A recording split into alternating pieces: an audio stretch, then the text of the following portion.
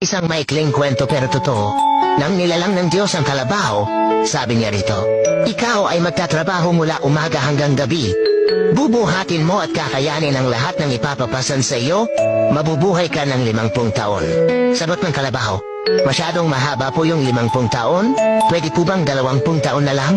At sumang-ayon ang Diyos sa kahilingan ng kalabaw. Nang nilalang ng Diyos ang aso, sabi niya rito, ikaw ay magiging tagabantay ng bahay, sunod-sunuran sa gusto ng iyong amo, mabubuhay ka ng 25 taon. Sagot ng aso, masyado pong mahaba yung 25 taon. Pwede po bang 10 taon na lang? At sumang-ayon ang Diyos sa kahilingan ng aso. Nang nilalang ng Diyos ang unggoy, sabi niya rito, ikaw ay magpapalipat-lipat sa mga baging, magiging katawa-tawa at nakakaaliw, mabubuhay ka ng 20 taon. Sagot ng unggoy, masyado pong mahaba yung 20 taon, pwede po bang 10 taon na lang? At sumang-ayon ng Diyos sa kahilingan ng unggoy.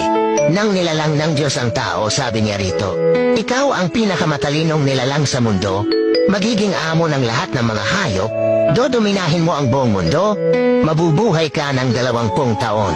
Sagot ng tao, masyado pong maiksi yung 20 taon, pwede po bang ibigay ninyo sa akin yung 30 taon na tinanggihan ng kalabaw, 15 taon na tinanggihan ng aso, at 10 taon na tinanggihan ng unggoy? At sumangayon uli ang Diyos sa kahilingan ng tao.